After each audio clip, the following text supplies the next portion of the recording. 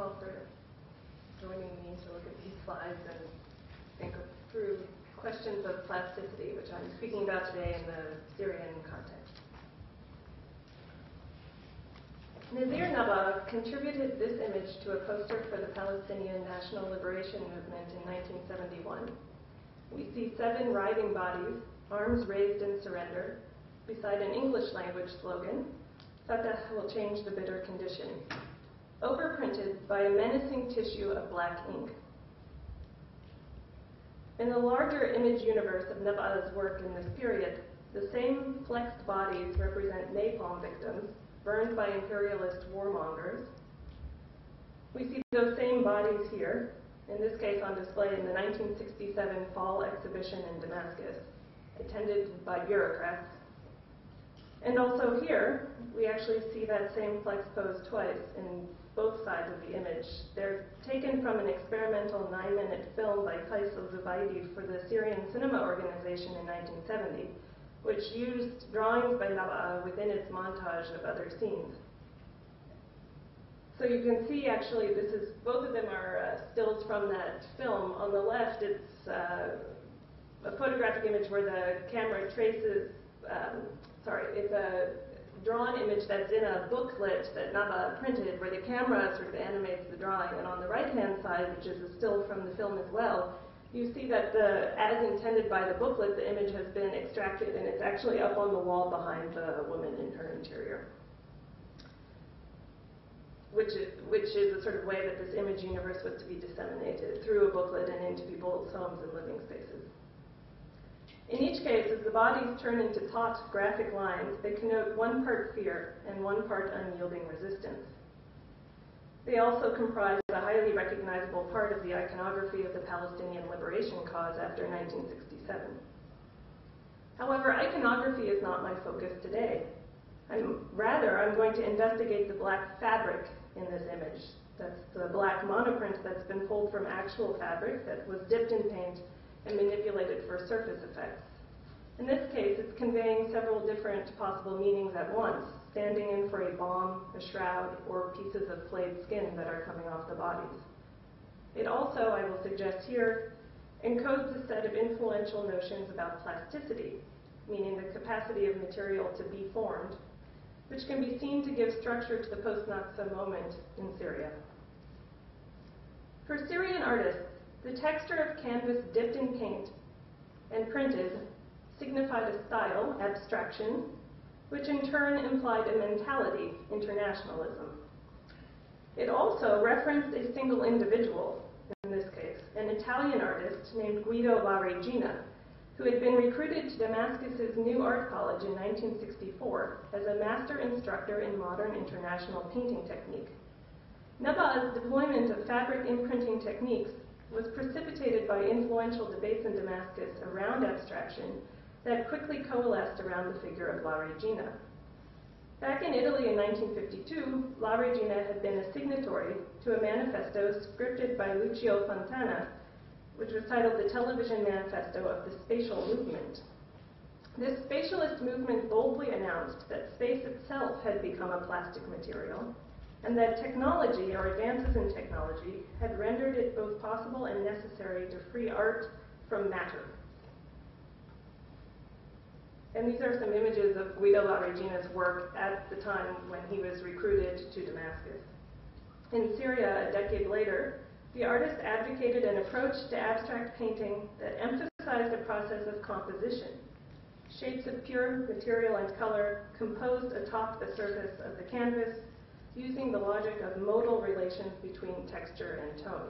So you see these sort of transparent layers of paint that are composed on the canvas in layering, so that it's sort of this pure material presence that composes the entirety of the painting. For those who observed the goings-on at the College of Fine Arts, La Regina's methods appeared to be both contagious and opportunistic. One by one, the other instructors began to pursue related formal experiments with material properties of pigment and canvas, producing geometric color block paintings. These looked quite similar. Mahmoud Hamad, Nasir Shora, and even to a certain extent Ilyas Zayat. The three actually banded together extremely briefly in 1965 for a group they called Group Dal, and they showed collectively in Damascus that year. Art students at the College of Fine Arts, like Asma Fayumi, a great painter and a rising star in the scene, particularly after her graduation in 1966, also explored the surface patterns of canvas soaked in paint. In this case, she didn't, I know that in the studio she practiced with canvas soaked in paint quite a lot. Here it's a very thick and present materiality of the pigment that she's working with, also within these theories of La Regina. As Naba'ad put it later, the arrival of La Regina launched a great expansion of abstraction in the city's art scene. In this slide, you can see how La Regina's approach, and those are the paintings across the top register, could be distinguished from other possible abstract styles that were present in discussions and studios in Damascus. For example, it's not Jackson Pollock and the bourgeois individualism that socialists deemed repugnant. And here I have a newspaper clipping from 1965 from a newspaper in Homs, where they actually reproduced Jackson Pollock's drip paintings and called him the great bourgeois individualist. La Regina was not particularly interested in seeing art as an expression of internal psychology. Rather, he wanted to express worldly conditions through a new plastic language appropriate to the technological age. In the studio setting, La Regina played music to get students to convey their sensations in color. Ultimately, he insisted that artists experiment with paint as pure sensation, moving from visible inputs into a realm of beyond visible form, so that form is united through a kind of sensibility that needn't take one particular sense as its final presence. To have procured a pedigreed abstractionist artist for the painting program must have been a real coup for the Syrian artists, because in the same period they were building up the program's seriousness and even managed to make the art school into a degree-granting faculty in the University of Damascus. While it had been established in 1959 during the period of the union with Egypt, the art school had initially functioned as a relatively informal program offering drawing classes from the live model and other academic training. The dissolution of the union in 1961 changed its character. Faced with the sudden need to fill the spots that were vacated by the exodus of Egyptian faculty, the school cast its net outside the country and procured teachers through bilateral technical exchange agreements. In 1963, they had a Polish artist teaching design, a Bulgarian artist teaching sculpture, and at least 3 different French artists who were also teaching there and teaching art history and art practice classes. Why La Regina was selected for the appointment is not entirely clear. As usual with the retrospective history of such foreign things, suspicions now circulate that he had come to Damascus because he knew somebody or was a spy. He does not seem to have been planted in Syria in order to exert any particular kind of ideological influence, however. While his pedigree was that of a concrete abstractionist who had sought approval from New York markets in the mid-1950s, he also gave frequent statements to the Syrian press about a question that was very dear to them, which is how to conceive of socialist art in its proper and productive form. These evince a thoughtful sincerity regarding the need to create a new pictorial language capable of emancipating humanity from every outmoded form, including outmoded artistic forms. He called on artists to go beyond simple substitution-based updates, and an example he gave was to paint the bodies of exploited workers instead of the martyred body of Saint Sebastian, but always through the same illusionistic paint-on-canvas form. La Regina's presence at the school would also have boosted its reputation outside Syria. Perhaps the most significant critical audiences at the time were the intellectual classes in Beirut. Many mid-career artists in Beirut and Damascus had studied in Rome, and gallerists in both cities in the early 1960s regularly presented works by Italian artists. La Regina had actually enjoyed 2 different shows in Beirut in 1963. When the Italian government organized a touring exhibition of 50 original paintings by 46 artists, it included La Regina as well as Buri and Fontana and others that are now familiar in the annals of post-war painting, and it sent the exhibition out to the Middle Eastern capitals. Nearly simultaneously in the fall of 1963, the Lebanese Ministry of Education had given La Regina a solo show at the Soursouk Museum. The curatorial concept for this solo show aimed for more than just a diplomatic message of friendship and exchange. It was a full retrospective that included loans made from private collectors in New York and Germany, and it seems to have been conceived as an explicit argument for Italian abstraction at a moment when, even in Italy, non-objective painters were coming under attack. While some of the journalistic coverage of La Regina's solo show had emphasized national specificity by asking about the characteristics of the Italian school, the artist himself claimed that his artistic concerns transcended them. He told the reporter that such ideas of a national school had been rendered moot, stating that abstraction is an international event. It poses to all peoples the same problems. Here I have some slides from the art scene at that time. On the left, images from inside the art school, and on the right, an opening at a gallery that was operating in Syria at this time. In 1965, the Syrian art faculty took contemporaneity as a goal in their art school. They sought to engage with the problems at the forefront of international ambition. There was a feeling among many that the program should not waste time by setting up a pedagogical apparatus that would make students advance through several centuries of academic methods. Instead, it sought to offer an experimental field for all styles, approaches, and visions. Studios were open 24 hours. Students worked night and day. I'm here quoting from recollections given by artists in different books and interviews. Students understood that they were involved in a crucial period of transition for the regional art scene. In 1965, Mahmoud Hamad, who was leading the program at that time, was able to suggest that their curricular project in Damascus was actually more completely modern than programs in Italy.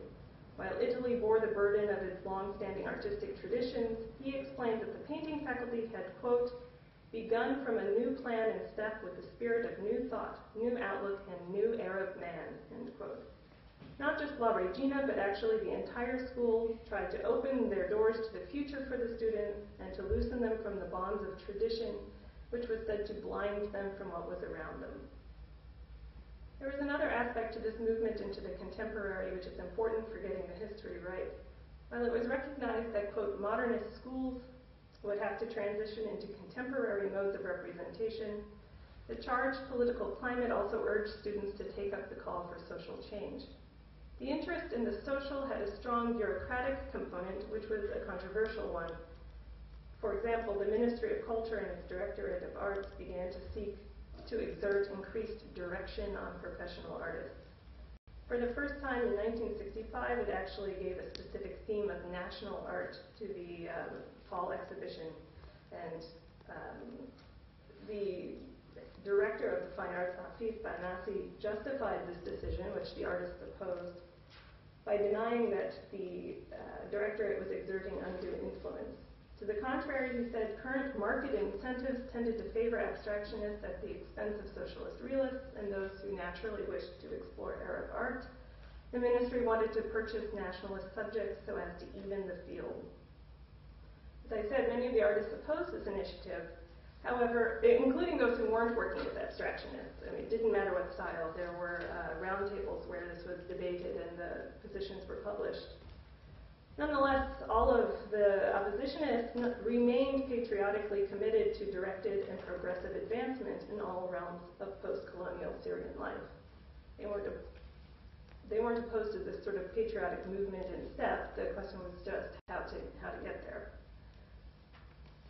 So in the art school, they asked, must art take a leading role at the forefront of technological and mechanical development, as the La Regina camp was arguing, or must it provide uplifting statements about the nation's past and future? This ideological rift, largely unacknowledged as a rift at the time, at first manifested as a pedagogical question. Inside the school, the faculty were fighting over how to reconcile the abstract platform and traditional training, which had real implications for course offerings and curricula. La Regina was presented as a kind of lightning rod throughout. He's been recalled as a mafioso. Another said he was authoritarian, warlike, and divisive. Mamdouh Kashlan, a Syrian artist who was serving as the inspector of arts for the elementary and preparatory schools, told La Regina to his face that he was not a good teacher. Kashlan had been disgusted to witness the Italian artist's ceaseless chatter about international tendencies, and when I interviewed him, he impersonated La Regina's French language discussion of internationalist tendencies. A second type of controversy appeared the following year, when Syrian professional artists seemed to abandon the styles by which they were known. Nasir Shora was perhaps the most exaggerated in his recourse to the La Regina method. Here I'm showing a page from an early 1967 exhibition sponsored by a British tobacco company for which La Regina served on the jury, and it helps us to remind it's certainly not as if all Syrian artists went abstract. Nonetheless, the ideas that such a spread of stylistic influence represented a problem for Syria came to a head in March 1966, when the Ministry of Culture and National Orientation in Damascus presented a showcase of Syrian works to the Lebanese audience, again at the Soursouk Museum. The show intended to project an image of Syria abstract rather than Syria backward, and its organizing committee selected more than half of the 75 works from the abstract side of the equation. The Lebanese art critics apparently received the show with favorable surprise, marveling at the lack of polemical content in the paintings on offer.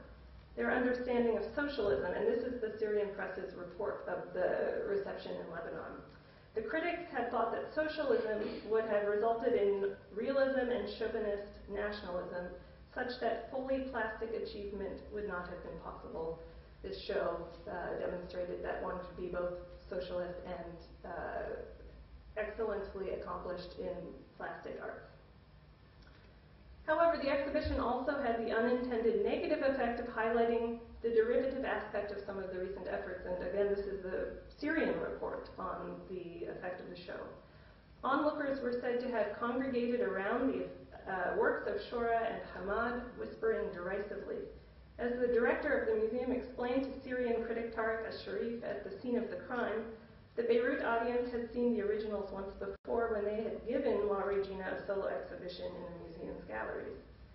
As Sharif used this embarrassing incident as an opportunity to throw the overall character of the Syrian abstractionists into question. His article charged them with elitism as well, writing that such abstract work addressed people from above. The following week, Hamad retorted in the newspaper with a direct address to Sharif, saying, "Why do you want us positioned below? Rise, my brother, along with the intellectuals." He also defended the consolidation of a single style. For him, it was a necessary condition for an artistic school, as artists always take influence from each other. The success or failure of the abstractionist school as a contribution to Syria's national goals was soon to be rendered moot, however. On June 5, 1967, political events killed the abstractionist school. After fleeing Syria for Italy by car, La Regina fell into a 3-year depression in Rome. Shora soon stopped exhibiting and only started again several years later with a different style. Fayyoumi now says that Syrian abstraction was a bubble in the 60s, but that we have now left it. Naba rejected the abstractionists with choice words in a 1968 review for the newspaper Al-Ba'ath.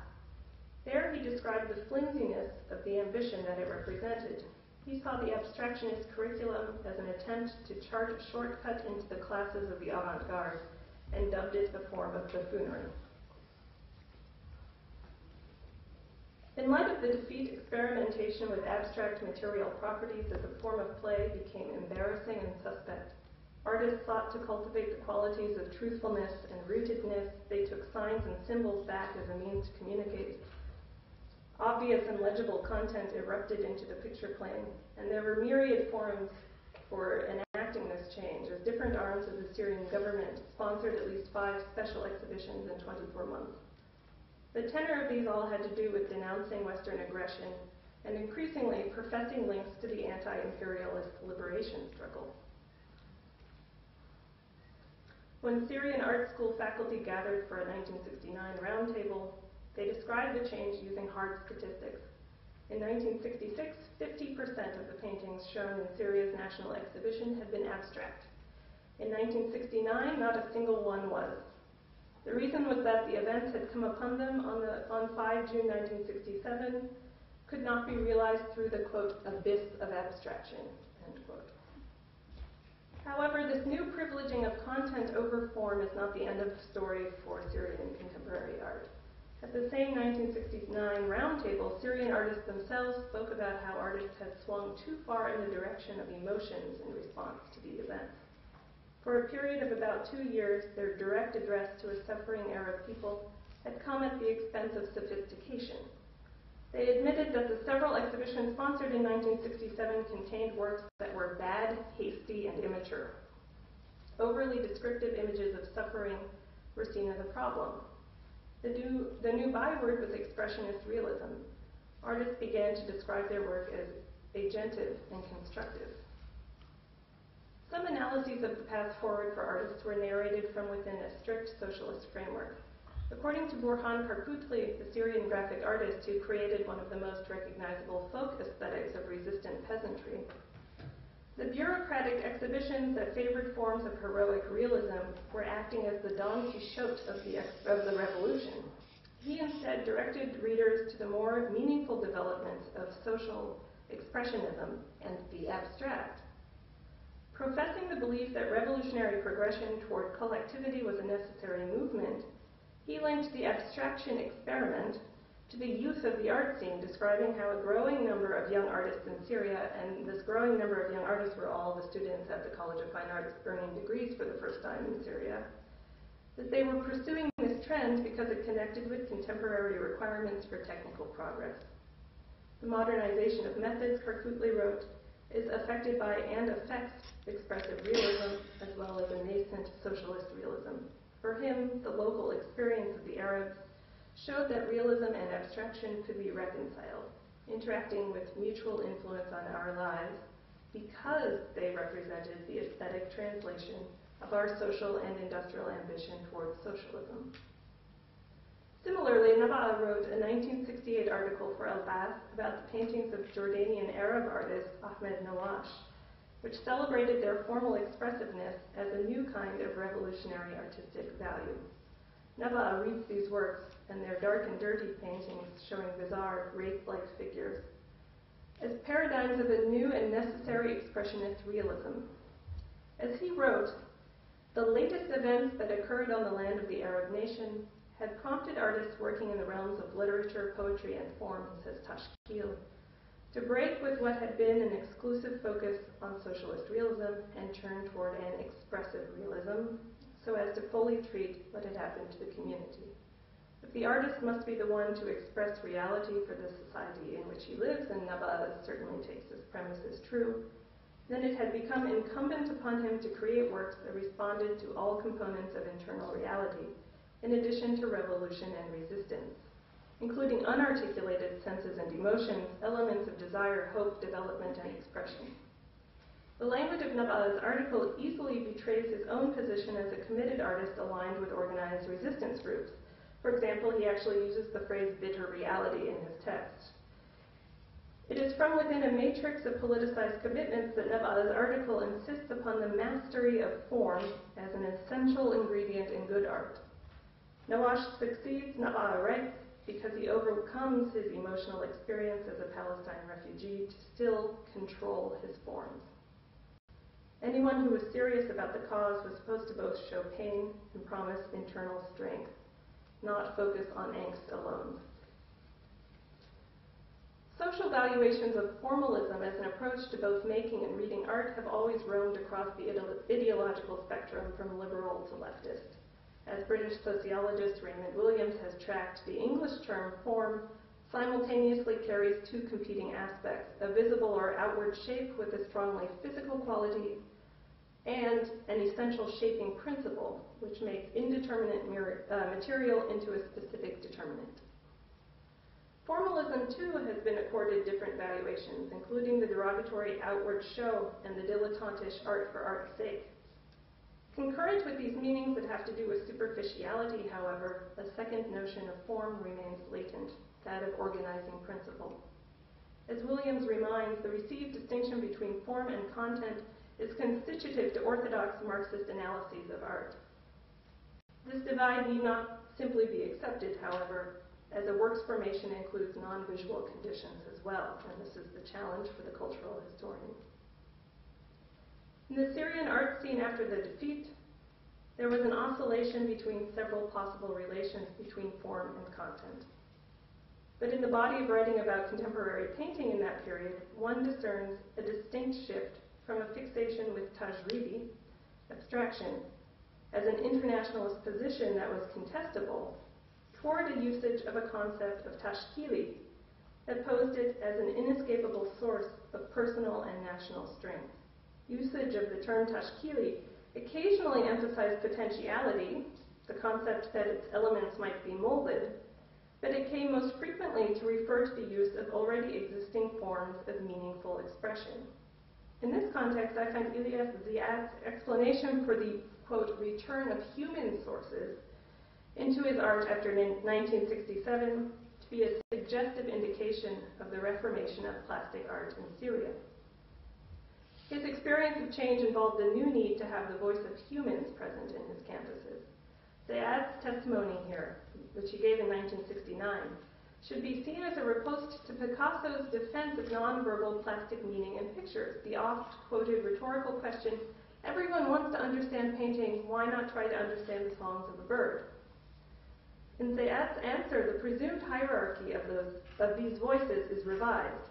Painters choose to move their paintings into a space of recognizable humanism, one that refused the purely technical language of inhuman machinery, which was one type of abstraction, but also moved past using only pre-verbal elements like line and color, another type of abstraction that had been prevalent.